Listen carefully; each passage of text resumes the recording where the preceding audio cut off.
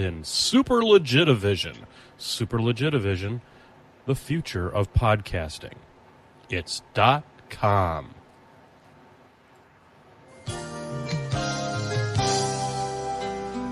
Hello, I'm Menoth John. and I'd like to welcome you. First of all, let me take just a moment to thank you for allowing me back into your homes. If this is your first time with us, let me extend a personal invitation for you to drag out your miniatures and paint along with us each week. Let's go over to the canvas here and let's get started. I believe, every day's a good day when you paint. I believe, it'll bring a lot of good thoughts to your heart. I believe, every day's a good day when you paint. I believe, it'll bring a lot of good thoughts to your heart. Let's build a happy little cloud. Let's build some happy little trees. There are no limits here. You start out by believing here. You can almost paint with anything. All you have to do is practice. Yes, ladies and gentlemen, all you've got to do is practice, and practice makes perfect, and perfect means Wednesday, ladies and gentlemen. Of course, I am Menoth John. You've known me from such action shows as the Fast and Furious 12, the return of the Mac, and of course, Foxy Brown does Imran. Ladies and gentlemen, in the catbird seat, the best in the business, ladies and gentlemen, literally the wind beneath my wings, the co-host with the most, Mr. John Spencer.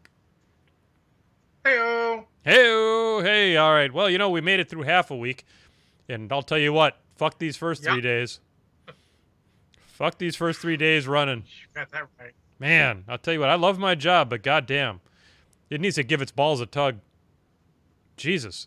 Hey, Legionnaires. You have internet again. That's fantastic. I heard they had rolled that back in patch 2.0. And we're glad that you got it back there, buddy.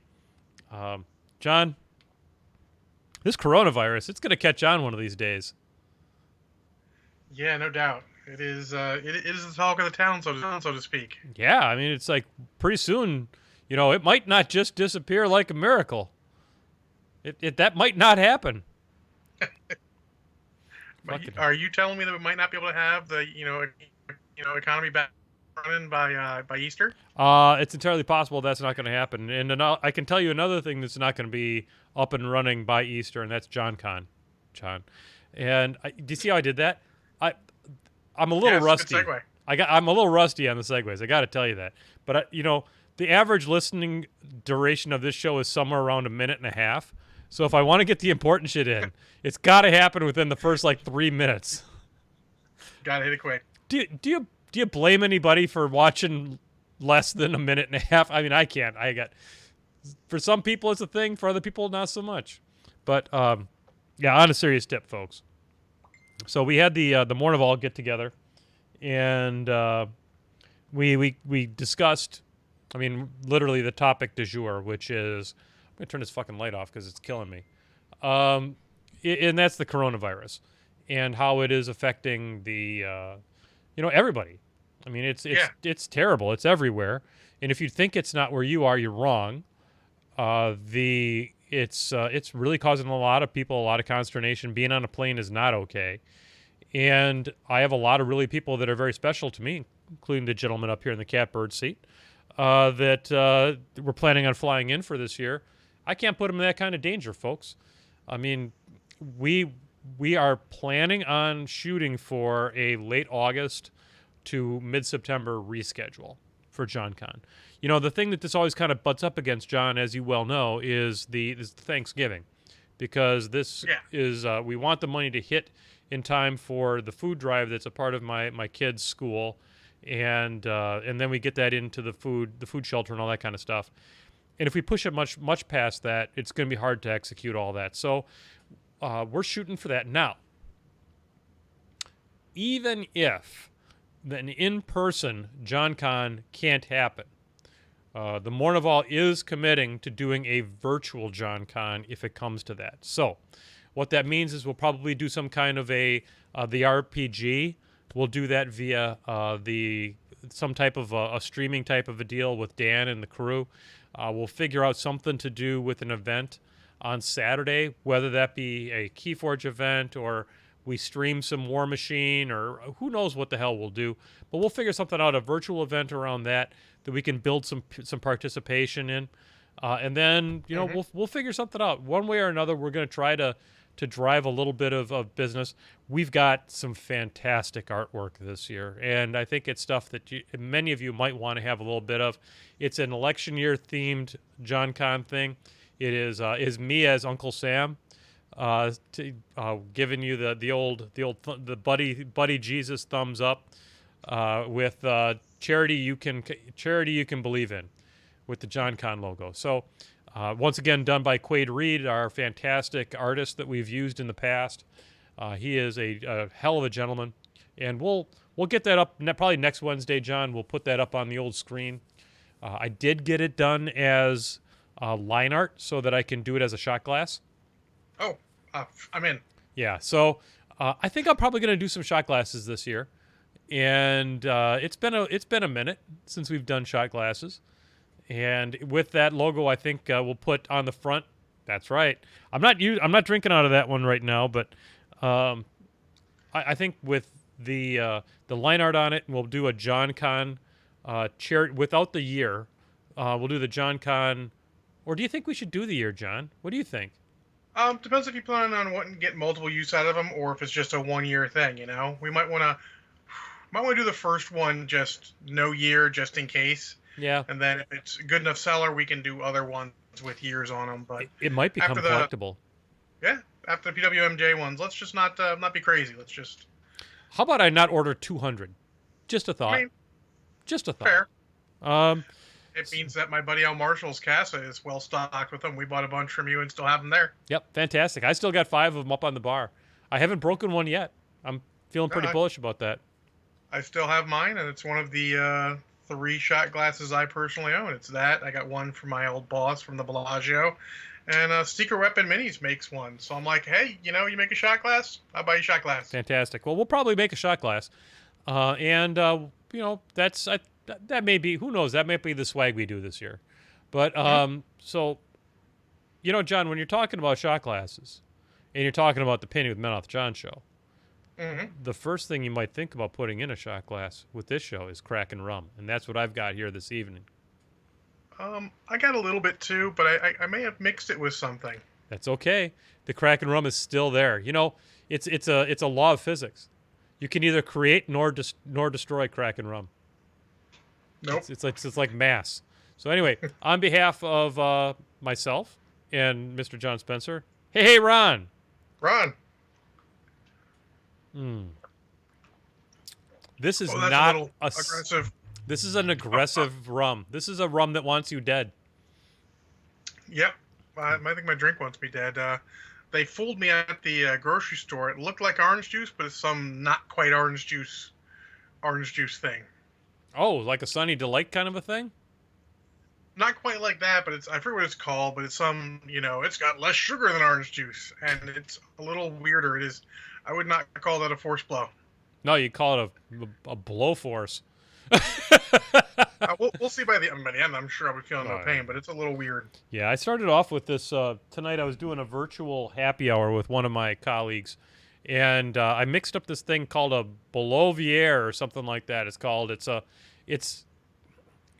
a Negroni. So a Negroni is 111 of Campari, red vermouth, and gin.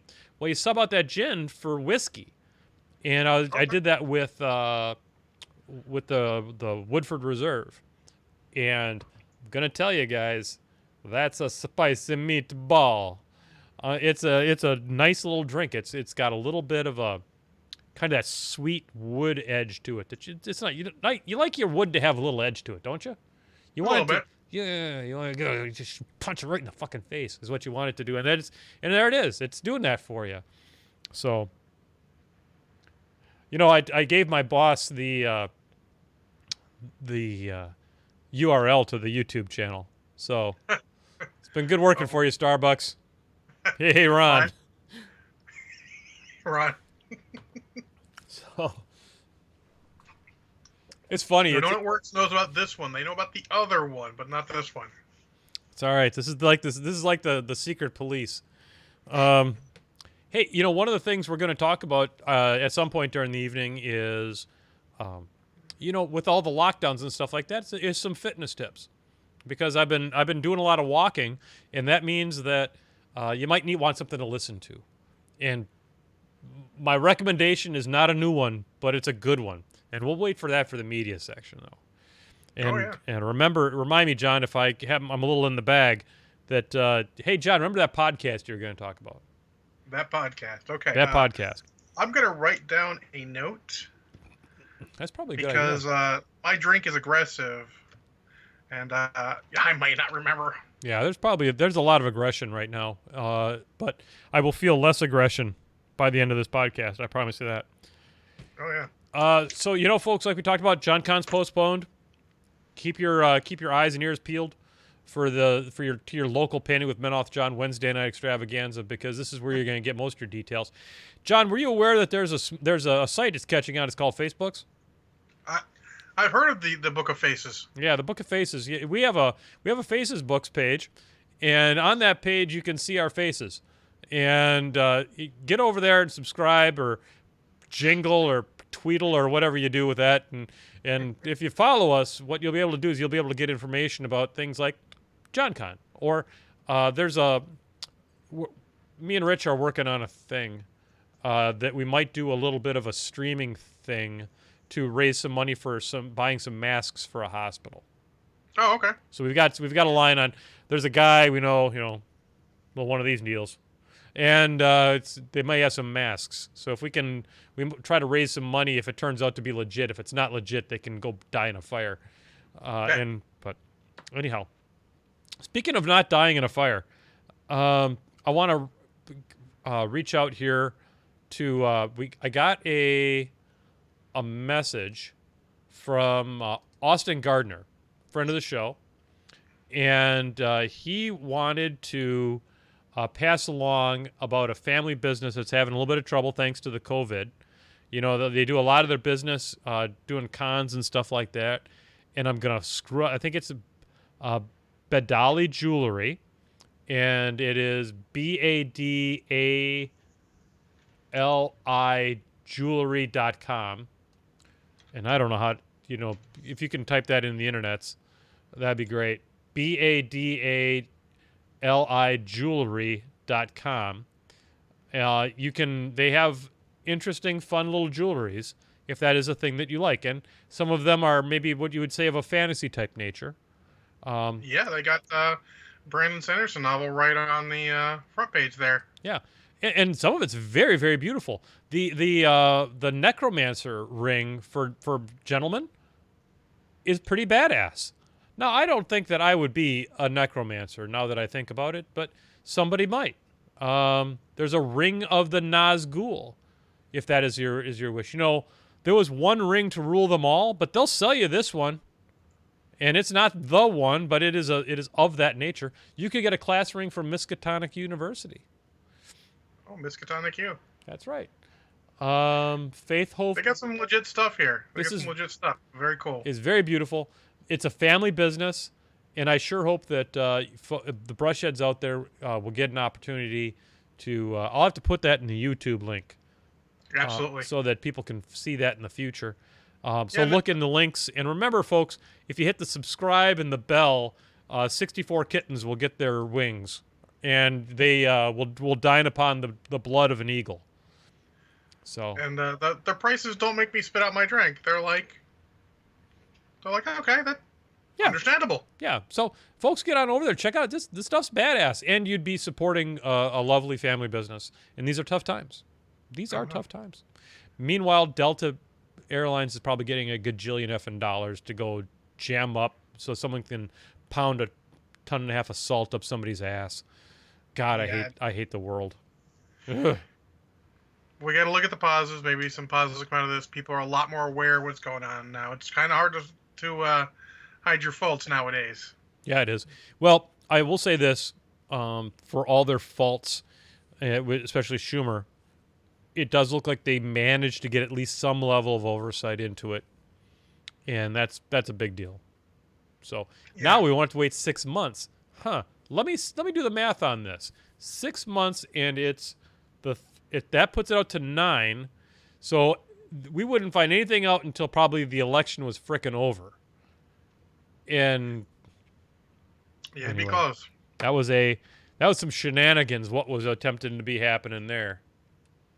yeah, there's a lot of that going on. Yep. Like we're not going to notice. There's too many people looking at this stuff now. So, John, I don't know about you, but I, for one, have I've had a lot of overload on the COVID. Well, I deal with it every day at work. We usually have 2 or 3 meetings. I'm still working in the office, though. If anyone's worried, we have reduced our people there to a handful, and no one facing each other as far away as we can. In my little cube, there used to be 6 people in the little area there, and then 3 people across the aisle. There was just me and my boy BT, who's right behind me, facing away from each other. So we're pretty good there. They're doing what they can because we are technically essential. We have government contracts and do some mail scanning and other stuff for companies that still need to keep trying to do a business, you know? Yeah, no, I hear you. Keep everyone going. I hear you. So, I thought that, let's get into the painting then. What do you say? Yeah, absolutely. I'm going to take off my glasses and get into the hobby and show off my head. Uh-oh, hang on. I got to put on the painting cam. Oh, there's your... Man, your head is colorful as shit. That is great, man. The face is off the hook. Yeah, I was very pleased with that. I'm going to do probably something with the eyes. They're just gray right now because he usually has white eyes, but I want to make sure I don't do something that's going to completely detract from the model, you know? Yep. No, I hear you. And the flames have turned out fantastic. John, that is that's fantastic. They have a very comic book feel to them.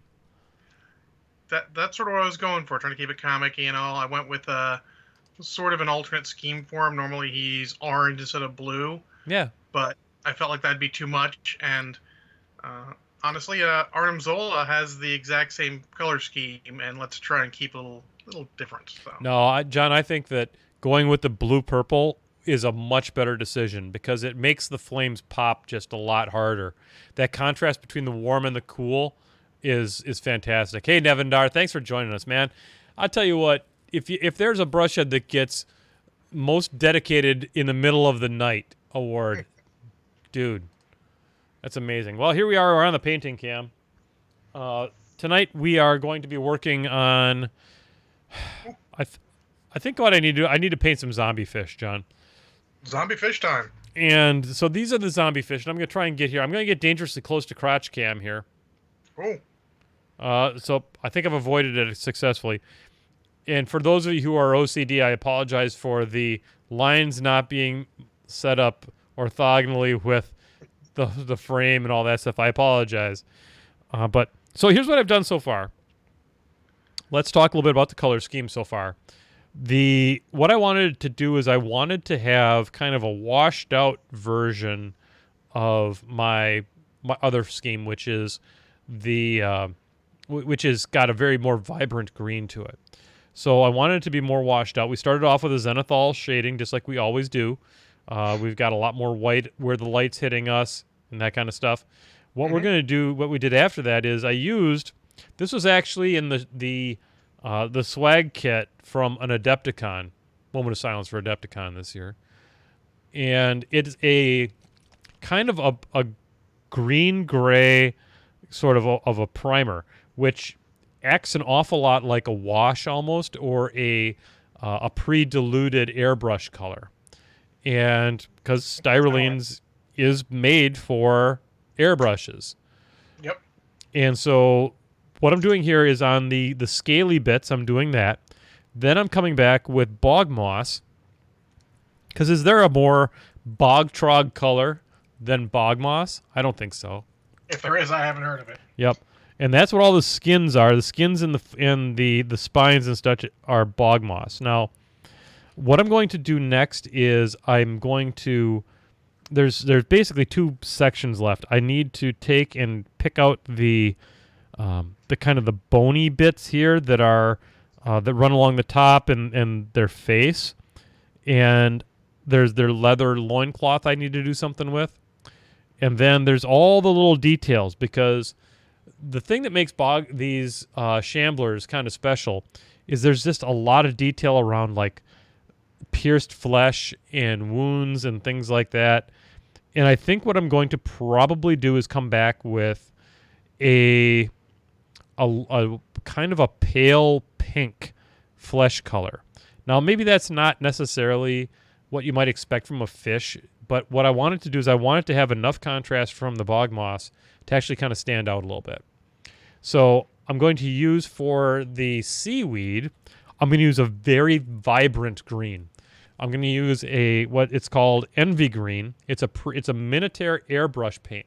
Now, the reason I like to use airbrush paints a lot on these on miniatures like this is that they're pre-diluted, and if I've done my zenithal shading correctly, they're just going to kind of fix themselves as far as all the shading. It makes for a lot faster painting session.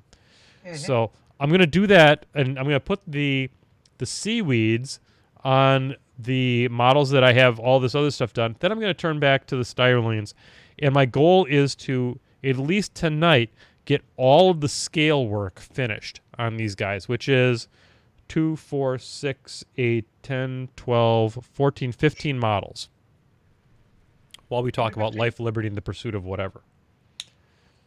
So, got my trusty little wet palette over there. Now, the thing I always do, folks, and you got to make sure you do this, you got to look at your fingers after you open up a paint. You got to make sure that if you've got a little bit of paint on there, you get that wiped off so you don't accidentally slop it onto a part of your model you don't want it to be on. That is 100% true. I am currently painting Crossbones' boots. I would bring him up, but he is very dull right now, so yeah, he's not exciting. He's not like us. We're not very dull. No. We're very exciting. But also doing lots of very sort of military colors, because I'm not really sure. Otherwise, he's just sort of like black and gray, and that's boring AF, so I'm trying to get a little bit of color into him. You know, that's always a thing. You know, this color is one that I used, I think, relatively successfully in that Primal Archon that I was working on. He's got some like mossy bits on him, and I think it worked out really pretty well. It's a good color. It's a way better, yeah. So I had painted his boots gray originally, but then it's sort of like even with a really dark gray and even with the black wash, it just blended too much in with the gray base. So I'm going back with some brown now to make it stand out, and that's definitely doing a good trick there. That's what I'm talking about. That's what you're talking about. You know what's interesting, John, is when you're doing these things, sometimes you catch yourself in a little mistake, or as we like to say on this show, a happy accident. Indeed. And what I just noticed was I had missed a section of the scales. So I'm going to put, I know I'm going to be using this stuff, so I'm going to put a little bit of the gray-green primer on my wet palette, and I'm going to fix this fella right on up.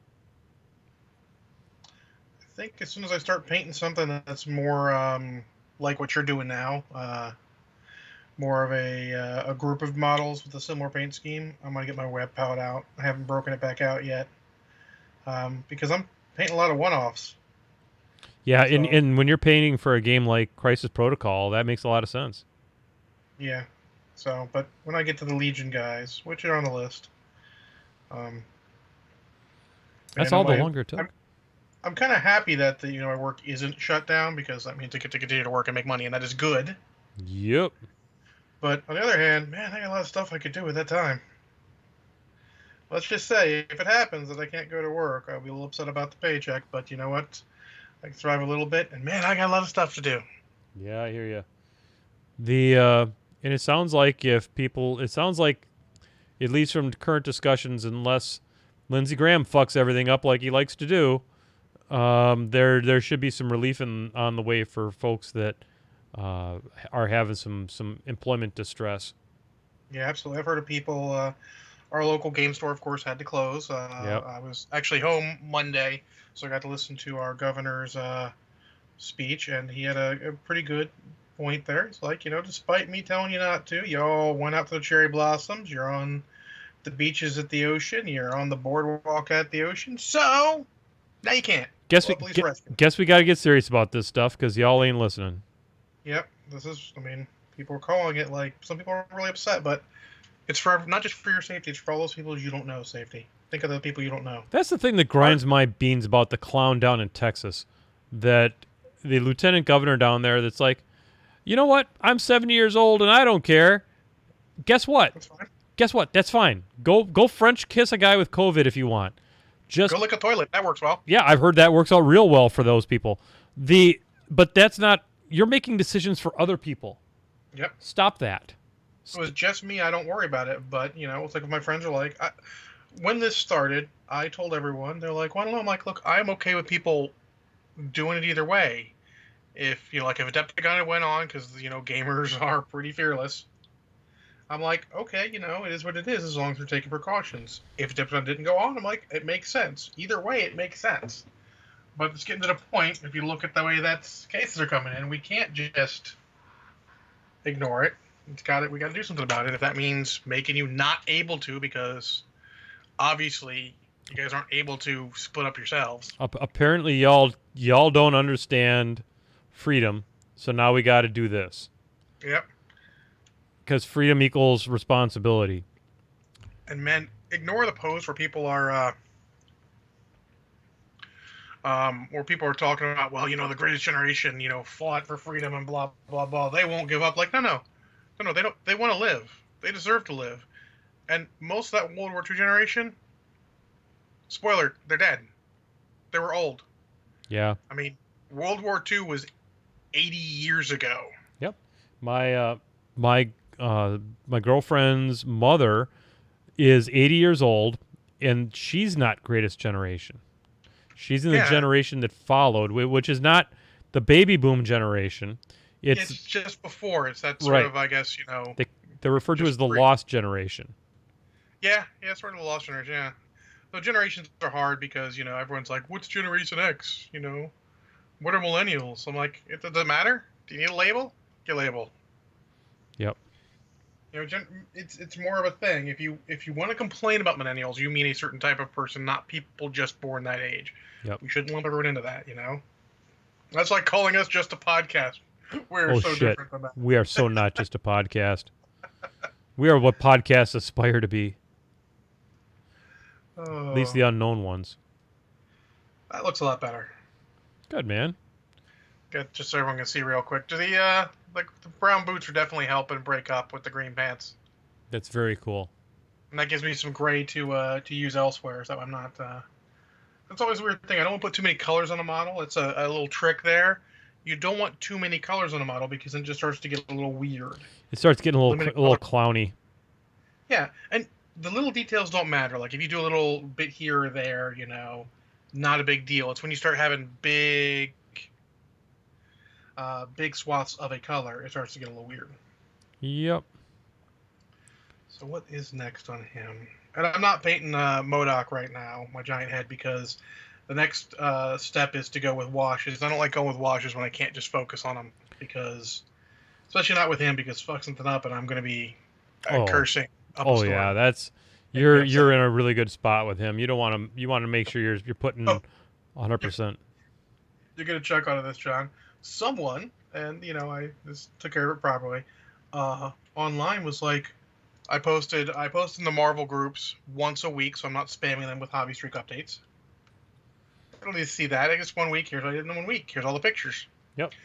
Someone's like, it's not a good idea to paint multiple models at once. What? To which I politely responded, thank you for your concern. I've been doing this for quite some time. I will be fine. Yeah, that was... But for some people, it's not. And it's not an everyone thing. Some people shouldn't paint lots of models at once. Some people are okay with it. Yep. I'm okay with it. It really depends on kind of understanding what motivates you to do your best work. And also, it helps. Sometimes you just don't know what you're going to do with the model. And you're like, rather than stare at it and waste all your hobby time, you're only using a half an hour, you put them aside and you go, all right, on to the next model. Right. It's like, I don't know what I'm doing next for him, so I've got Baron Zemo here. So let's roll some color on Baron Zemo. Yeah, I spent... even as fast as I was able to get Gareth 2 done, there was times when I sat there and looked at him, and I wanted to make sure that, because I wanted him to feel as though he was still part of my whole army, but I wanted him to also have something that made, because in my view of him is that he's kind of got this, like, he's that lone hunter kind of guy feel He's to right. him. Yep. And so I wanted him to have some. That's why his gun is kind of got some tactical gray camo thing kind of going on. Is I wanted it to and there's nothing else in my army that looks like his gun, and I wanted it that way. And it's a good note. Like character models, no matter what game you're playing, it's okay for character models to look a little bit different. Honestly, GW does the best sort of idea of that, where they had the whole. If you follow their pre-processed paint schemes, even a lot of the sergeants for squads have a vivid, stripe, head color, whatever. That is very cool because it makes that model distinctive. Yep. And it's little bits like that you can do on your rank and file troops to make them stand out. Like, I know the leader is because I can see his, cool red armband from here or whatever. Yep. And I tried to do something like that with, even my War Machine armies, where I wanted to make sure I knew where the unit leader was, just for no other reason, so that my opponent and I could tell whether or not the hell I was in coherence. Yeah, there's a lot of reasons for it. It's always good to do that. It always gets a little weird when you're doing something like what I'm doing now, which is painting. Actually, it's funny, John and I are both sort of doing the diametric opposite. I'm painting a model for a game where everyone's a character, and you only have, you're going to maybe 6 models. I think you could do 6 models. You might be able to do 7 models. 7 models is tight. It'd be a lot of models, and they would be kind of shit. But yep. Shit quotation marks, where you're like, oh, I got Black Widow and 6 other kind of mediocre characters. If there's enough 3-cost characters, that's not terrible. It's just a lot of lower powered characters. Yep. You would definitely have shenanigans though, because those guys tend to have shenanigans. So what? A good wholesome kind. So I was working on Space Kitty last time I was here, right? Yeah, Space. Yes, Space Kitty. Yes. Space Kitty turned out tight. Yeah, Space Kitty did turn out good. I was very, very impressed. Get on over there. I'm sorry, go ahead. And it was all good. Get on over there to the Facebooks, folks, and follow the Painting with Menoth John Facebooks if you don't, and you'll see Space Kitties. Oh. So Nevadar says, okay, why am I doing this to myself? Blending oils on cloaks for elves. Because you want them to be perfect. Yeah. And I'm going to tell you, he's damn good at it. Nevadar, some of your stuff has been just hella tight recently. I want to go classic Zemo. Here's the problem with all these characters for a lot of these characters. They're kind of Silver Age characters. Yeah. So they're I assume their color palettes. Color scheme tends to be pretty standard. Yeah, I was just gonna say pretty limited, probably by what the printing presses were, capable of delivering consistently back in the day. Yeah. So Zemo is purple and then yellow.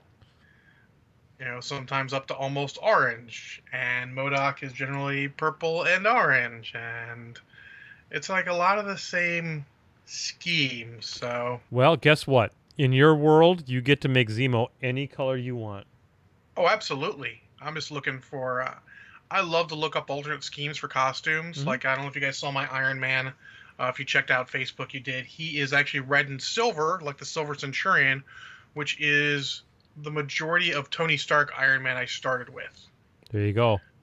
Actually, when I started reading Iron Man, it was actually Rhodey, not Stark in the suit, because it was post his alcoholic breakdown. A lot of people forget that about Tony Stark. Yeah, it was an interesting storyline. It was a good redemption arc for him there. So that was that's near and dear to me. So I changed that. My Widow is a little on the blue side, which looks sort of like how the old comics did, when they really couldn't necessarily do black. So they did a sort of dark blue. So I did a dark blue for her. I like it. Cap's pretty standard. We actually went back and forth whether I should do that or the stealth suit. And we decided, Facebook and Twitter decided I should do the regular suit. So I did. Yeah, kind of torn. Sometimes you can do that. You can get people like you've got a good Facebook or Twitter following. You can get them to help you with some ideas. Yep. Go online, take a look at alternate costumes, because like I'm looking at one here, and there's a Baron Zemo costume here. that's really different. He's got sort of like white boots and gloves, a sort of dark gray bodysuit, and then the only purple is for like a chest part up to his mask, which is cool. That's a good different paint scheme. Am I gonna paint him like that? Maybe not, but it gives you some inspiration. That way you're not just propone yellow, propone yellow, propone yellow. Yep, got it. So There we go. I suggest that. That's 5 done with the scales. Kicking ass and taking names. That's right. I've got this jacket on. Maybe I'll do the jacket like is it really a full jacket? Let me take a look. Times like this, John, I wish I did the full zenithal highlighting and all. I'll tell you, you can really up your speed with it. The technique of using diluted paints and using the washes and the glazes and stuff can really up your speed for painting. So I think. So he's on a base, and I'm just going to show you guys real quick. Yeah. His base is brick and then that steel. Aha. So I'm going to go with a dark gray for his boots because it won't be a problem when the wash. It'll blend well. Yep. And then I can do, if I do this similar to this, I can do the white on he's got shin guards, or calf guards. Good Lord, they go all the way up to his knees practically. And then sort of get a little bit like that. And then, yeah. See? Look, a little quick 2-minute Google search got me one alternate costume. Let me get to that page so I can steal that. And I suggest that whenever you see that that one picture that has what you're looking for, save that stuff. I save it to my desktop. Yep. Oops. Oh, it's not you suck of fools. It's not available to save to a desktop. You can always do like a clip art. The what are they called? The snippet or whatever it's called. Well, I usually go and save it from the actual web page, but in this case, I'm going to save it from the Google search, because if you click on the Google search, it brings up the picture. Got it. And then I will desktop shift. And it's funny, I got the alternate paint scheme for MODOK from one of the web pages about a Marvel game where they were putting all the they have all the different costumes of everyone. Yep. But they're all based off a comic appearance. If you had at least one comic appearance, that costume might be available. There you go. So that kind of stuff can help. So look at that stuff. There's a lot of inspiration out there. Yeah, the other day when I was working on Gareth, I used a color wheel. Yeah. And because I wanted something that was a good match for the green, but I wanted it to not look funny. And it turns out the reason the Christmas colors are the way that they are is because they look good together. Green and red. Am I using the wrong gray? I'm using the wrong gray. I'm using black gray, not... Well, I think it's black gray. I can't even tell anymore. I hear you. You know the feeling when you've got a paint so old that the color name has... rubbed off of it, huh? Rubbed off. Yeah. Yep. But I think I went German. Let's put them side by side and let's see. So, I mean, that's where I ended... Go ahead, John. I'd say this is why you should always have a paint palette next to you also. Because even if you're using the wet palette, you don't want to be looking at paint side by side on it. That's a pain in the butt. Yep. That does not look like it's mixed very well. Really dark. Might be what I want. I think that's what I want. We're going with it. Go with it. Remember, you can always paint over something, so... Yep. Done that a few times. Dude, what the hell are you doing, John? Jesus Christ. I'll try to get, before the end of the show, maybe I'll run out and grab Gareth just so I can kind of show it off a little bit. Yeah, I saw him online. I thought he looked good. Yeah, and did I post a picture? I posted a picture somewhere of him with the jewels finished and all the sealing done and everything, right? I am pretty certain you did, but by all means, if you want to grab him again, by all means. Yeah, that's fine.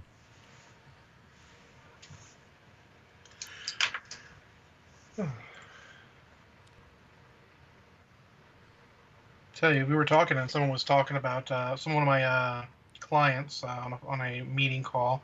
Were talking about they were downloading coloring books and ordering coloring books from places, just as something to do to keep themselves sane between. And I mean, I got painting and all, and the more I do it, the more sane it keeps me. I hear you. People laugh at me. People at work sometimes. Some of my other project managers. I've friended most of them. I'm sure they all think I'm pretty weird, Whatever. but they don't think I'm weird like in that bad way. They're like, oh, John does weird stuff. That's fine. Well, I'll You know, tell you, we're all the people. the people at my work, we're all engineers for the most part, and you'd think that they would be, they still, I don't think they're ready for the level of nerd I bring to the party. Yeah, few people are level ready for the level of, I don't want to say like, of hardcore nerds. Yep. I mean, we're not, people are used to like that.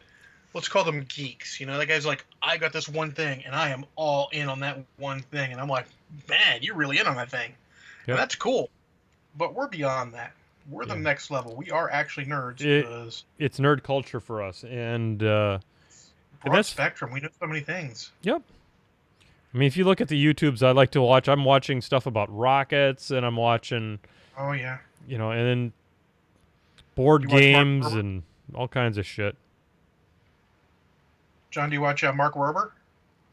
No. You should. He helped design part of the Mars rover, Very and cool. he does lots of cool engineering stuff. Very cool. He engineered a box to fuck with people who steal. Oh, I've seen packages him. off porches. Yeah, I have seen him. That dude's off the hook. He's genius level awesome. he's awesome. He did a collaboration with the Australian guys I watch, How Ridiculous, where he designed sort of the ultimate trampoline so they could drop stuff off their huge tower that they have locally. I think it's like Yep. I want to say it's like a 40-meter tower. or I've something seen like that channel too. Yeah, they're super enjoyable to watch. They are so full of fun and energy. It's They just like it's good dropping stuff, and I don't blame them. I like dropping stuff too. That's awesome. Well, yeah, because sometimes they don't react the way you think, especially without that new trampoline. Like some of the stuff, you're like, it's gonna bounce a lot. Then like, oh wait, it's not heavy enough, and the trampoline's just like, get that weak ass shit out of here. Yep, no doubt. Oh, I got to tell you what I've been watching a lot of recently is there's a station called Jelle, Jelly's Marble Run, Okay. where they're doing do marble racing, and they've come up all with teams, and the different marbles have personalities, and they run it just like it's a sport. Right now they're doing Marbula 1, so they're race tracks, and they're racing the marbles all over the place. It's pretty amazing. awesome. It's amazing. And then somebody else is doing something very similar to it, but with Matchbox cars. And I'm going to tell you what, that hits home. Yeah, there's a lot of good stuff on YouTube. There's a lot of good content. I'll all- be honest. Since my resurgence into, buying toys, action figures, I've been following some guys who do some good reviews of Transformers and stuff. Yep. Nowadays, if you got a guy who's up there, and the joy he gets from certain stuff is great. Or my favorite, if you just want general, you don't need anything specific, Toy Galaxy. Okay. Dan Larson is great. The joy he gets brings sometimes when someone sends him something to his PO box, and it's just totally awesome what he's looking for. That joy translates through. You can see a lot of cool stuff. You get to look and go, hey, look, this guy's collecting tons of toys. I'm not so weird. Yeah. But he has good stuff. I've seen him on actually cable channels on he gets like a brief segment on a certain news network. I forget what it was. I saw it when I met my mom at a McDonald's after her church one day. I'm like, oh shit, it's Dan Larson from Toy Galaxy. That's super awesome. Nice. Little things make us happy, right? No shit. I can't tell you the number of times that when I've gone to conventions and just been recognized for the stuff that we've done together. Yeah, absolutely. It's fantastic. And I don't know when the next time, I haven't been to a convention in years. But Not been to one in a long time myself. that used to to go be to- nerd life for a while, but now It's hard. other things Real are life more comes important. in. Actually, I believe the last convention. Was it How was that? Adepticon with me? Not No, War Machine Weekend? No, we went to JohnCon after that. Oh, that's right. Not counting your own con? Come on, No, man. I was I was a little hard on myself there for a second. No, it was JohnCon, and it was a great time. I just need to need to get out more. I can't just sit at home. Sometimes I sit there and I realize, what the hell am I doing with my life? I know I'm still not. And this is a little deep thoughts from John Spencer, if you want to hear. We haven't done that for a minute. I'm still not completely necessarily over the divorce and complete life change, since things changed really quickly at that point. Yeah, no, I get But it, John. yeah, I'll get through it. But I need to get out more. Need to be, as Creekins would say, my ex-roommate. Got to go out and have adventures sometimes. Yep, I get it. Can't just sit at home. How many weekends can you be like, hey guys, you want to do something? They're like, oh, I'm going home. We got D&D. We're doing this. I'm just going to go home. Like, sometimes those weekends I gotta fucking go out and do something. Yep. Find a place you haven't been to that has something that interests you, and just go learn about it. The thing that John and I found was that when I would be out on business trips, I started kind of finding myself just sitting in hotel rooms in fucking Milan, Italy. And No way, man. That's yeah, I know what you mean. And I'm like, what's wrong with you, John? Get out. And then you find things like the coolest cemetery you've ever been in, where all the headstones are just art. And That's awesome. and there are things to do. And and you're there in Maryland. What I did when I was in Italy one time, and you don't do it quite as much here in the United States because we don't do trains as well, but I picked a place and I went. Like the day I went to Genoa. Why? I didn't know fucking shit about Genoa other than I heard there was an aquarium there. So the aquarium was my reason to learn more about Genoa. The frickin' while it was the largest aquarium in Europe, it was also the least interesting thing I did in Genoa that day. Yeah, it's sometimes we get so stuck in our roots. I mean, we joked, up until pretty much up until about last Thursday/Friday when when my roommate was home because he couldn't bowl, or when I couldn't have a game with not Brushhead Dave because the store had closed their gaming area. We had joked that, hey, this whole social distancing hadn't really affected us, but in some cases, isn't that actually a problem? Yeah. If social distancing isn't affecting you, you may be enjoying your life, but it means also you need to go out and do something just once in a while. Not a lot, not all the time. Just once in a while, go out and have, like I said, like Creekins would tell me, have an adventure. It's a good idea. That's good philosophy, John. Yeah, Creekins is wise beyond her years. It's her 30th birthday this year. 30, you say? But yeah, 30. I got T-shirts older than that. I have a tie older than no, not quite. Actually, not quite older than that, but close.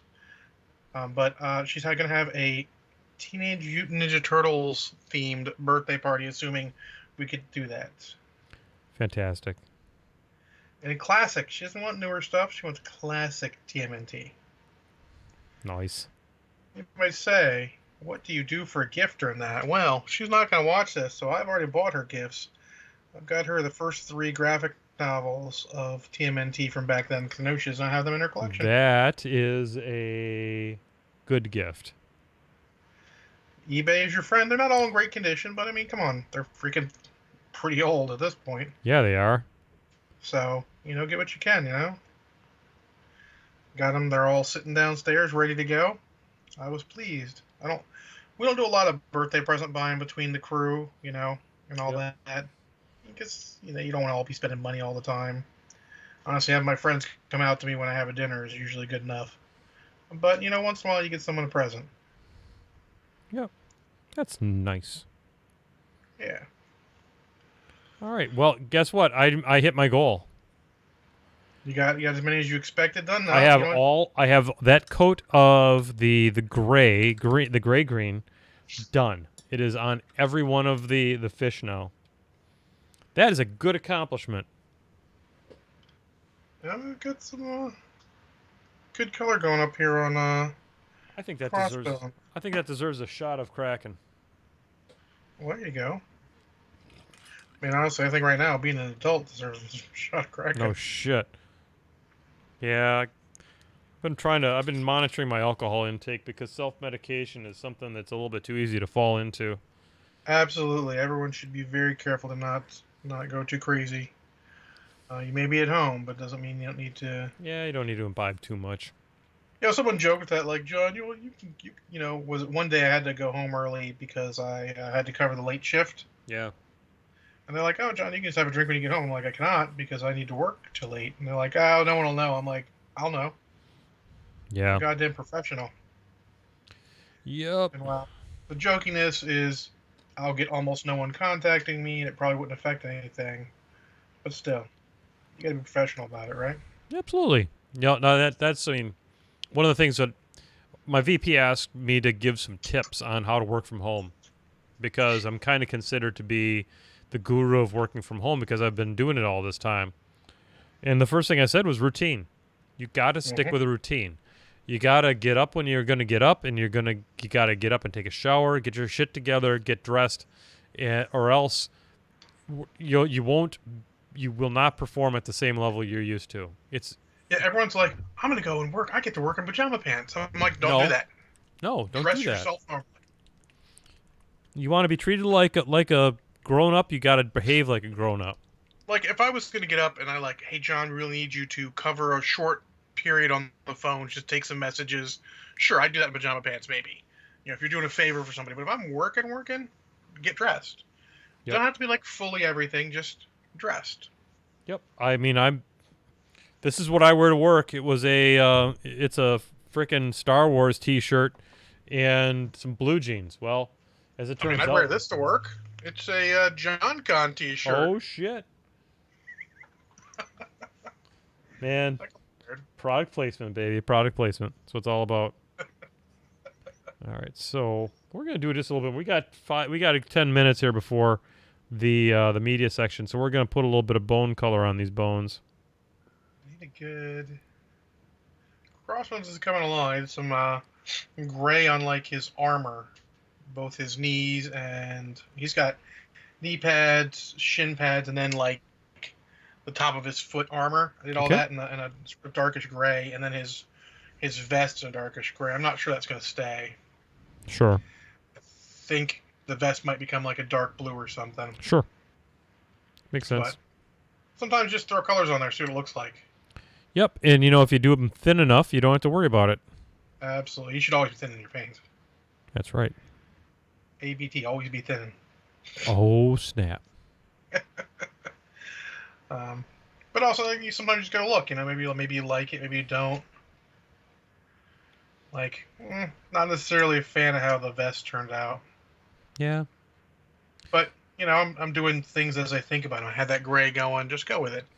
And then I'll do some bits. I need to figure out what color. He's got a shirt, and then his arms are bare, and then his looks like he's got sort of like the crossbones from Civil War had, where he has those sort of pile driver punchy things. yep. So I might just worry about those. But we know he's got flesh. So let's go with a good flesh color. We gotta take a little look at something here. I want to see how this color does. Huge fan of Idrian flesh as a base flesh color, because you can always go higher than that. Let me take a look, see if I can find it.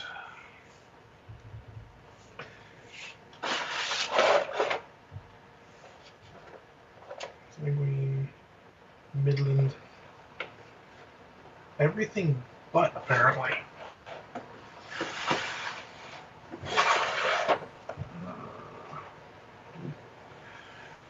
Citrian flesh is a good, but it's a little brown sometimes. It is. It is a little bit brown. The thing I like about it is that it can also double as a really nice leather color too. Yeah, I might do that because he's got straps for his armor plates to go over his boots. I might go with either a lighter color or we'll see how this looks. We'll keep it out. with the 17 other paints I have, 17,000 other paints I have out. I might go with this GW Flesh Color as my base. I've been using Kislev Flesh, which is very much close to an end Flesh Color, and then doing washes and all. But I think maybe the Rat Skin Flesh, because he looks like he should have some sort of darker flesh. And again, you can always go higher.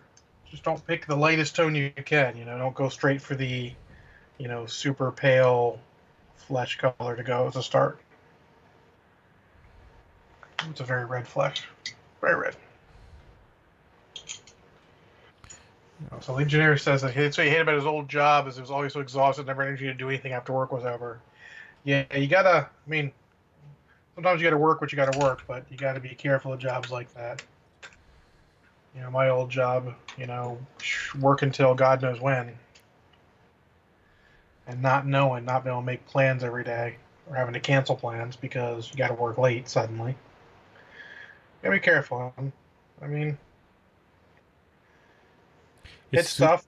We've all had those, but it's super easy to get burned out, and you got to watch out for that. But what kept me sane through the end of that was the hobby streak. There you go. Because it's okay. Some people say we have a lot of talks. Like I joke with some guys in the warehouses I walk by frequently. Almost to the weekend. We don't. You can live for the weekend. Just sort of exist Monday through Friday, and then when you get to the weekend, just go all in. But you got to decompress somehow. No matter how it is you're decompressing, make sure you're doing it. Yep. Whether you're hobby streaking, maybe you got these. You can do whatever. Even if you just get home and you can watch some TV, something you're enjoying, that will help. It'll keep you sane. And that is the goal, to stay sane. I'm actually really liking the way this rat skin flesh works. It's a little lighter inherently, a little waterier, so it's leaving a little bit of the dark beneath it, which is good. So I took for these bones here on the Shamblers, I took some jackbone, and then I added a drop of the gray-green primer that I use for the scales to try to bring a little bit more, to kind of pull it more towards that so that it would be reminiscent. And it's really working out slick.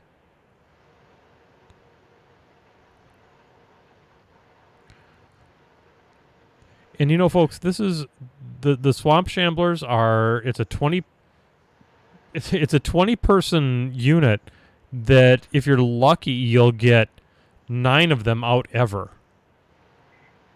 Oh yeah. Eventually someone's gonna be like, I have to kill all of those. Yep. Or you get the one game I had with the similar unit, which is Alexia and the Risen. Yep. Against a buddy's Butcher, where literally he's like, I can reach you. I have the distance to get where you are, but I cannot kill all the Risen in the way to get there. Yep.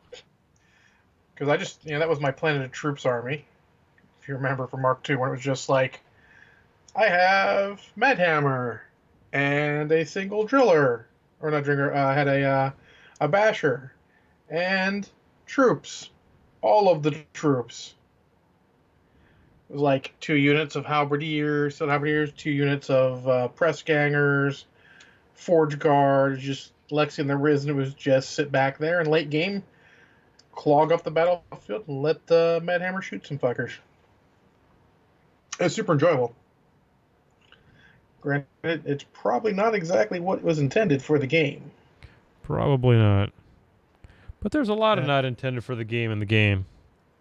Yeah, the game ended with the Mark II ended with a lot of stuff that was not necessarily what the game intended, being what worked. Yeah, I think that Theme Forces were the cancer that killed War Machine.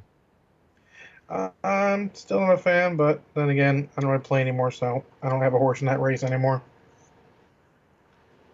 Which is fine. Someday. Other games, yeah, or not. It's all good. No, I mean for me, I was starting to get back and enjoying the game. I've played some really enjoyable games with Matt Wonky and the folks from Milwaukee. You know what, John? I think I'm going to pretty much call her good right there. My brushes need an extended dip in Brush Restorer. Yeah, I might need to get some And of that soon. that is happening. This brush is fizzucked. And that doesn't work. I need that brush to be in good shape. It's my smallest Raphael. Oh, well, I don't really put my Army Painter brushes in Brush Restore. I'll clean them once in a while. Hey, Eridu, how's it going? But I don't need to brush restore them because they're Hey. brushes. They're not. So we're going to get on over to everybody's favorite part of the show, I think. The highly anticipated, never equaled or anticipated media section. Media section. Media section! Let me put my glasses back on. Because I'm getting that shit out of my... There we go. I think it was a very impressive, did a good job tonight, I think. God, I gotta get my glasses on. I can't see fucking shit. Here we go. There we go. All right. God. Okay, so I'm trying out the earphones that are eventually going to be Super Intern Haley's when she's on the show. They're not the most comfortable thing on 8 states. I'm going to tell you that right now. Yeah, I got a bunch of headphones that are like, they're not bad, but they ain't super comfortable. The ones I own are super comfortable and very good for listening to music and kind of overkill for podcasting and all. But again, I'm doing speakers right now. I got a speaker there and there. You guys can't see there and there. Boom. And I get good surround sound. It's pretty good. I'm pretty happy with this, where these guys are headed. When I get a little, put a little wash on them, do a little rest of the detailing on them, they're going to be just fine and dandy. So, anyway. Yeah, I'm pleased where this guy's coming along as well. So, it's all good. It's a good productive session of painting. That was a good hour of painting right there, or whatever we did, 40 minutes or so. Yeah. Did we ever get any flippity bloops, John?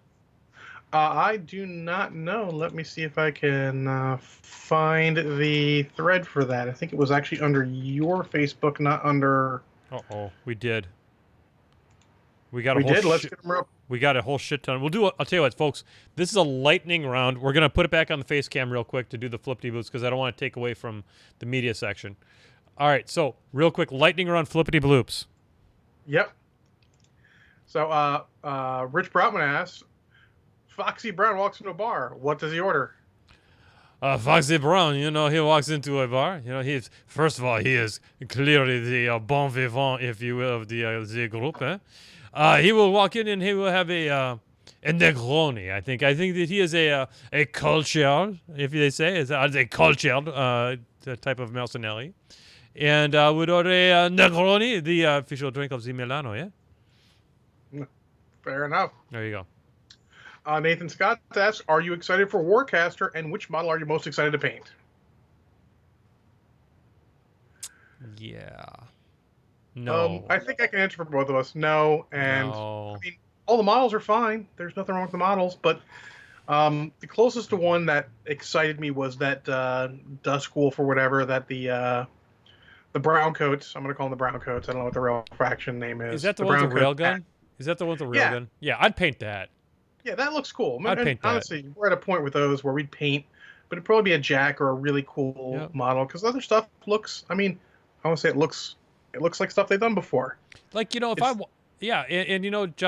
I want to play Warcaster, I probably can, because it turns out I have a Travis, and there is a playtesting group in my local meta for that game. Somehow. Oh, I'm sorry. I looked ahead of the questions. Yeah, I mean, it looks fine. I'm glad they got a good hook. It was good. I mean, not to toot our own horn, but More Than Dice did a good interview with Oz about it, where he really spilled some extra information you may not have heard, with sort of the ideas behind the game and what they're looking at, which helped a lot, I thought. Yeah, cool. By the way, I want to Hairdo put in the chat. Would you ever consider paint along with Minoth John charity thing? Donate and get to call up and paint with me on stream. Absolutely, I would do that. Oh yeah, 100%. We have done things similar to that in the all day shows, but yeah, we would absolutely do that. We'll add that to our list of ways that we can leverage money out of your pocket for the charity coming forward. So what's the next flippity bloop? Jim Goff wants to know, what is your soundtrack for the apocalypse? Most likely Rage Against the Machine's Evil Empire. Fair enough. Mine, I'm going much more low key, something to keep me cheerful during the apocalypse. Probably Real Big Fish's live double album. Our live album is better than your live album. Yeah, that's a good choice too. A little upbeat ska type nonsense. Yeah, the world's fucked, but I got a trumpet. Yep, exactly. The other option might be Run the Jewels. Or Meow the Jewels, where they did the whole album using cat noises, which is Oh my. way better than it ought to be. Anyway, there you go. Absolutely. Belinda Lawrence asks, "Will I get the COVID?" Gotta hope not. No. I think that if Belinda Librarian, if you were going to get the COVID, you'd had the COVID by now. I'm glad to see that she was probably checking in on the Facebooks there. So, yeah. Nope. And if you do get the COVIDs, I will take good care of you and take you to the hospital the way you took me to the hospital when I had the COVIDs. So, hey, Ron. Ron. Next. Flippity Austin blue. Gardner asks, is now the time for people to move from home brewing to home distilling? Hell yeah. Funny you should mention that, and that's as far as I'm going to go with that. I would say hell yeah. But yeah. I'm not a big beer guy. I'm much more of a hard liquor guy. So something hard liquor machine. Just going to put that out there. Well, Christopher Arnsmeyer wants to know, when will we get the spinoff show, Cooking with Mouth John? We've talked about that. And there is a thought that an offshoot of the Cooking with Game channel might be a podcast, Cooking with Game podcast. So keep that in mind. Keep watching. It turns out the two idiots behind that site's original genesis are both podcasters. So what? Yeah. So that Facebook page was born on a cruise ship in the Caribbean. So who knows? Maybe we can get a little something going there with some painting and not some painting, but some cooking and things like that. So stay tuned, folks. I'm going to skip and come back to one for a second because it's topical. Michael Stomp wants to know, when we get the spinoff show, Cooking Meth with On John. I guess I need for legal purposes, we are not going to make that show. Nudge, nudge, wink, wink. Know what I mean? I probably need to watch some Breaking Bad before I'm ready to do that because I need some recipes. Absolutely. I've never seen Breaking Bad. Yeah. Greg Webster asks, two-parter, which Warcaster faction is best? The Browncoats? Browncoat for life? I'm a fan of the Tau. Whatever those are. I think those are Browncoats if we're talking about the same faction. Tau. I'd say Tau or possibly Slaanesh. Like Power. I like Slaanesh. There you go. You like Slaanesh. And then he wants to know, what's your favorite Marvel Crisis Protocol affiliation? Well, currently I'm down with the couple because those are the bad guys. I don't normally dig on the bad guys, but I've enjoyed them in all the games I've played. I like whichever one are nice. So that I guess I don't play Crisis Protocol. John, we know you're a Wakanda Forever guy. Oh, fuck yeah. There you go. So I did a little Wakanda Forever there. So I'd be down with that. Wakanda Forever. That's who I want to be with. There you go. Richard Johnson asks, do you paint with a wet palette and why? I do paint with a wet palette. I paint with a wet palette because it gives me the ability to blend colors really, really well. And when I want to do two-brush blending, it gives me the chance to make those intermediate colors along the way. And that's why I use a wet palette. That, and I love the smell of black mold in the morning. It smells like victory. I do not currently use a wet palette. I have one. I don't because, as John and I were talking about, I'm painting a lot of one-off models, and having the paint stay fresh is not as important to me right this moment. Yeah, I don't even do it for freshness sake. I do it strictly for the blendability aspect. I mean, when you look at, and this is, I'm going to switch back to the painting cam for just a half a second. Yeah, absolutely.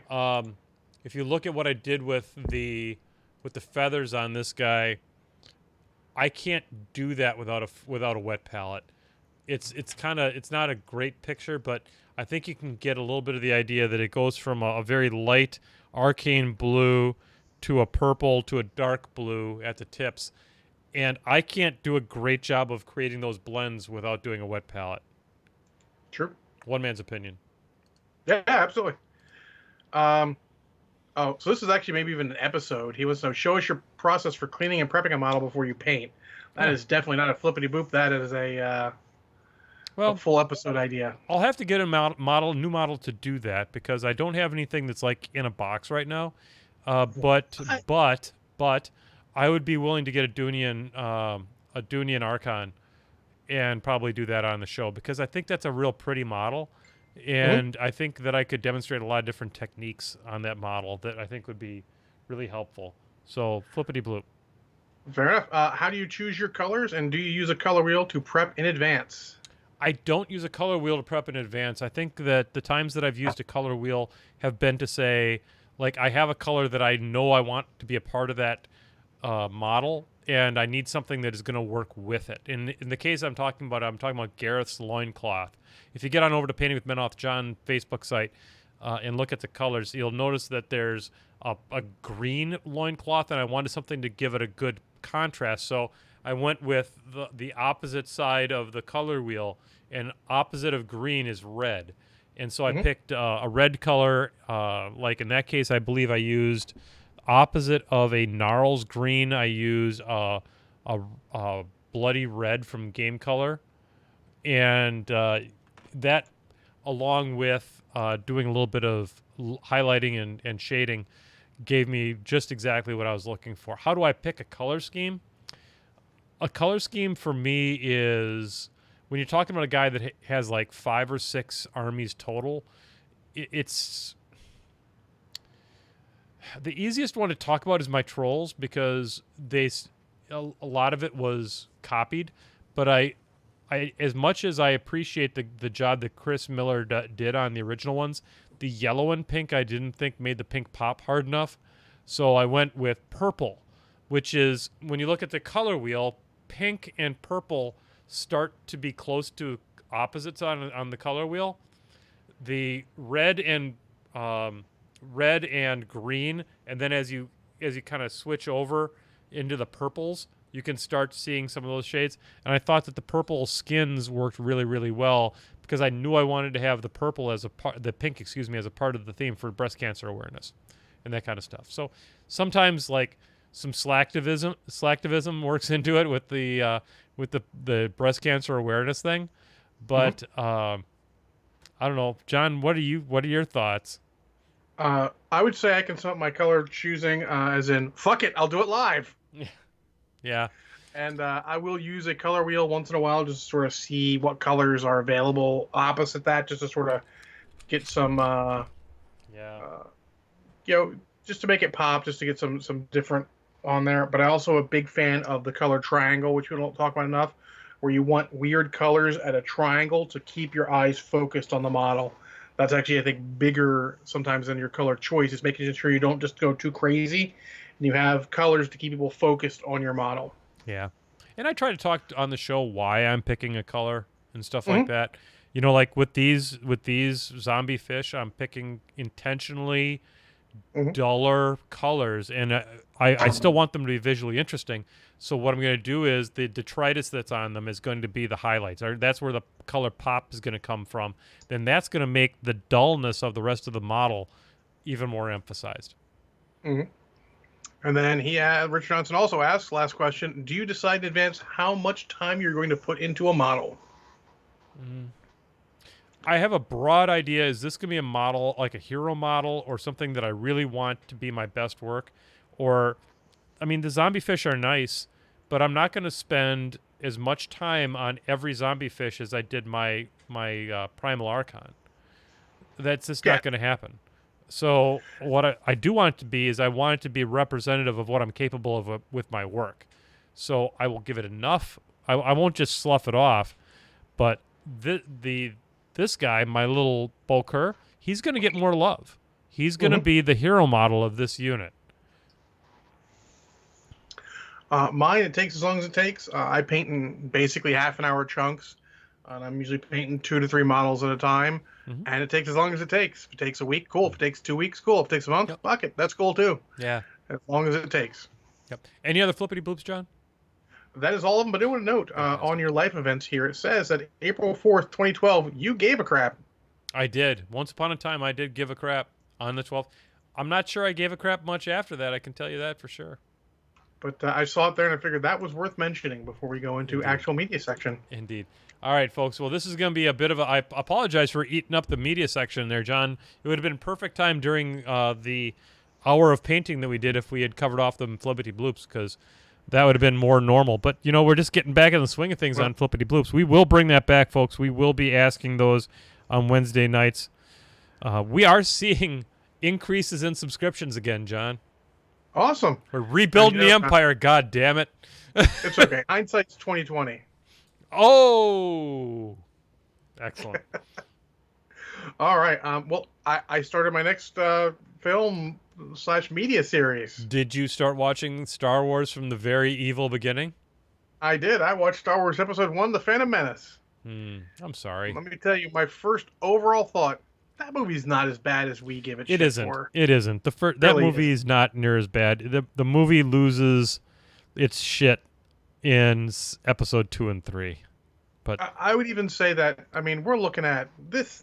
Episode 1 does not reach the depths of the Transformers series. You're like, why the fuck am I doing this to myself? At that point, I was just like, oh, it's Jar Jar. I'd like to punch him in the face. Yeah. Jar Jar speaking again. I would like to punch him in the face. Yeah.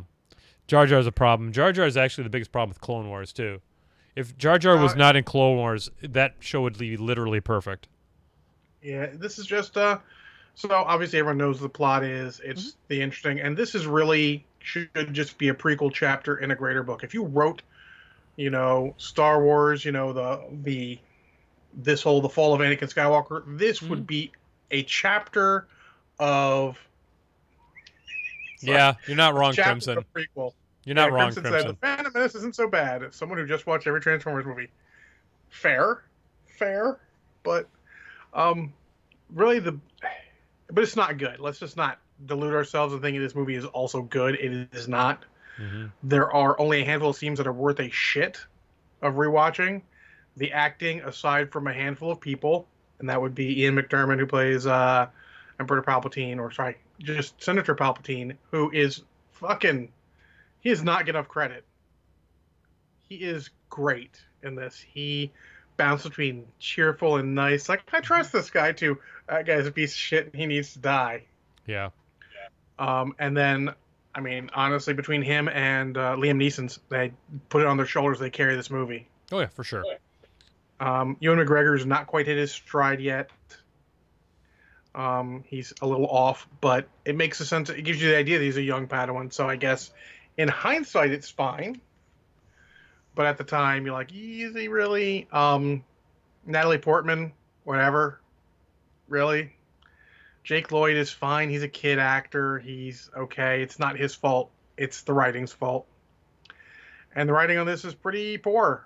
It's an uninteresting political thriller and not that thrilling in my action space movie. Get that shit out of here. Yeah. Yep. It's not. It is the most watchable of the three prequels, mostly because Hayden Christensen's not in it. Yeah. It's what I like to call a scene movie. You just want to watch scenes from this movie. The pod racing scene is among the best Star Wars moments. It is done very well. It's a little cliche it's obviously written by someone who doesn't understand racing. Yeah. And I would say, if anyone out there, if you're an aspiring writer or whatever, consult someone who's at least knowledgeable on the subject. It's a little Ben-Hur, to be honest. It's a little Ben-Hur, but yeah. It's okay. It's not terrible. It's not offensive. All the battles that aren't, Obi-Wan and Qui-Gon fighting Darth Maul are offensive. They're not good. They're not even really mediocre. They're kind of dull. Fair. I mean, they seem exciting because you just watched a bunch of Senate bullshit, and you're like, I don't care about that. And the pod race, for all its excitement, is not as exciting. But let's be honest, the best thing this movie gave us was Duel of the Fates, the soundtrack song from John Williams, who's the fucking master, and it is the best piece of Star Wars music. That I'll die whole on that hill. that whole 3 movie arc is in the political intrigue and all that stuff doesn't hit its peak until Clone Wars, and it's not even this 3 movies.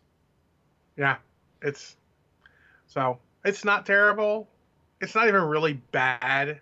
It's just kind of meh. I watched a movie the day before that was better than it. It was called John Carter. Yeah. I'll give it. I'm gonna give it 2.5 shots of Kraken. It's not bad. It's not even really offensive. It's just not really worth your time. No, it You've really seen it isn't. once. Just watch this lightsaber fight. Someone cut it on YouTube, I'm sure. Or listen to Duel of the Fates and imagine a lightsaber fight, and that's plenty good.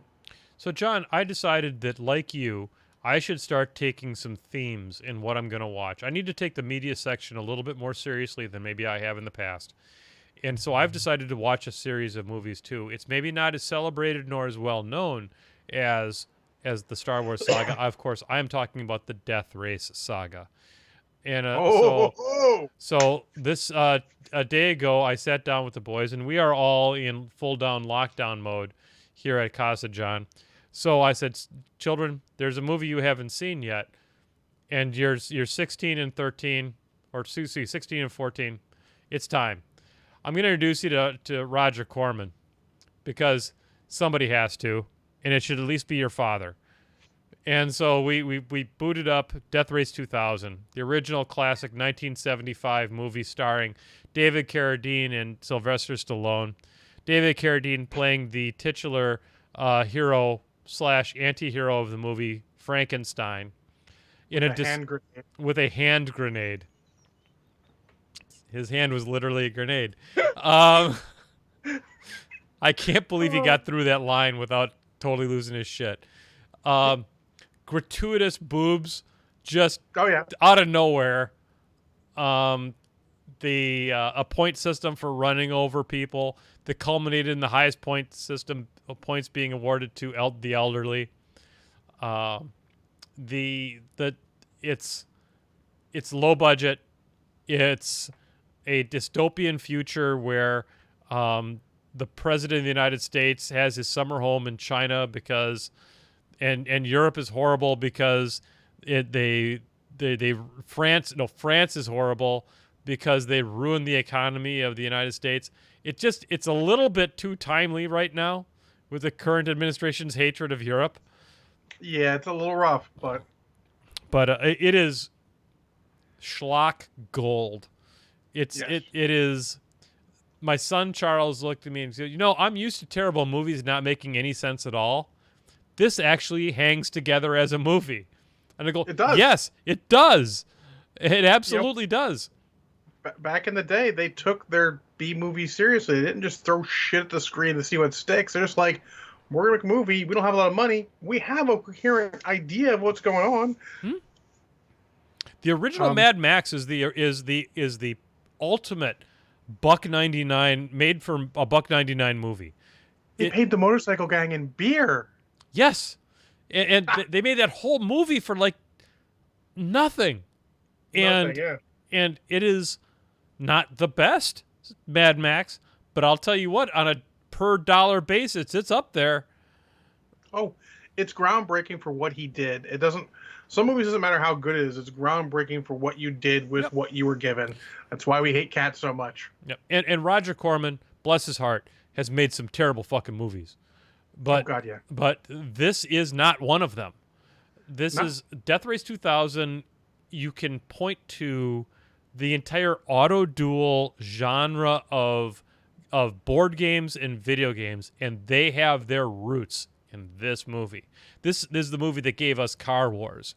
This is the movie that ostensibly brought you Twisted Metal Black and things like that. I think this is my second favorite Corman movie. Yeah, it's a hell of a... What's number one? Battle Beyond the Stars. Not close. Fair enough. Battle Beyond the Stars is a gem. But it's almost actually even a good movie. It almost transcends. But this movie is not good, but it's great. And so, folks, the next one we're going to do is we're going to do Death Race 2050, which is Roger Corman's reboot of the series. So we're staying in we're staying in canon for the first two, and then the third movie we're gonna watch the Jason Statham films. John. So I don't know if you remember, but I've watched multiple sequels to the new DeathRace with Jason Statham. That also is a sequel / prequels. They're actually prequels. I've watched multiples of those. You are in for a treat, my friend. Yeah, I'm sure they're gonna be absolute horseshit. I'm sure they're no. Still better than the second and third Transformers movies. Fair enough. Well, I hear a proctology exam is better than those. So, because at least you're getting a little something. Something. So, super. I super enjoyed it. Death Race 2000 is a solid one shot of Kraken because you ought to have a little something to drink when you're watching Death Race 2000. If you're watching Death Race 2000, god damn it. I didn't mention Carmageddon. Nevendar, thank you very much. There's a game. Carmageddon was a hell of a game. So, gotta love a racing game where you get points for running over everybody. After all, unless you lived in Germany where you ran over zombies with green blood, because Germany has those kind of rules. So, Germany, bless your heart. That's all right. I understand. But their heart's in the right place at least. I know where they're coming from with that. Yep. And I do love me some Germany, and so on behalf of the Painting with Menoth John Wednesday night extravaganza, to everybody in Europe, man, stay safe and be good, and I hope to see you again real soon. Don't know when that's going to be, but I'm looking forward to it. Hey, Ron. But, John, I think I'm going to flip it back over here to the face cam, and we're getting close to the end of this. So yeah, it's been good. Good episode. Good, strong episode, I think. I think we're kind of back in the stride. Someday the green screen might go back up. We can never tell. It could happen. I might be motivated someday. You never know what will happen. We are going to reopen the JohnCon PayPal donation site here pretty soon and start accepting donations for whenever the fuck it's going to happen. And you can never open that too soon. Watch this space for JohnCon related shot glasses and spectacular things. And we'll be back here next Wednesday. I can't see why not, John. Yeah.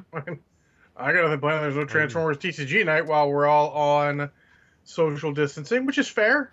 Yeah. It's fair. I can be socially distant as much as anybody. Yeah. So, all right. Well, folks, I'm going to put the music on to make sure that we get a copyright claim, as we do on every episode. Do we really? Yeah. We couldn't monetize this thing if our life depended on it. But it is. We're not. It's our spirit animal still. I mean, at 25 to 30 views an episode, we're not going to monetize jack shit. So anyway, but we're here for the Brushheads, god damn it. All right, that's right. On behalf of that fella up there, you know him, you love him. He's the John Spencer. I'm Menoth John. We're going to be back here next Wednesday. Until then, paint well, stay safe, and washy. See you next week. Good night, everybody. See you, everyone. Washy. Washy.